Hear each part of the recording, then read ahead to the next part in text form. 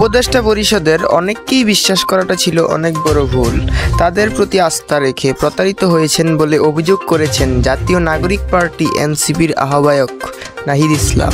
সেই সব উপদেষ্টাদের নাম প্রকাশের হুঁশিয়ারি দিয়েছেন তিনি। ২৪-এর গণঅভ্যুত্থানের পর ডক্টর ইউনূস সরকারে যোগ দেন ছাত্র প্রতিনিধিরা। পরে একজন পদত্যাগ করে হাল ধরেন তরুণদের দল এনসিপির। এখনও উপদেষ্টা পরিষদে রয়েছেন ২ জন। ছাত্রদের উপদেষ্টা আসনে বসাটা কি ভুল ছিল?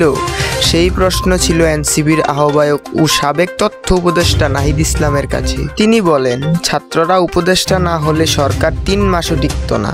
৭১কে দেওয়া একান্ত সাক্ষাৎকারে নাহিদ ইসলাম জানান, কয়েকজন উপদেষ্টাকে বিশ্বাস করা তাদের সবচেয়ে বড় ভুল, যাদের মাধ্যমে প্রতারিত হওয়ার অভিযোগ করেন তিনি।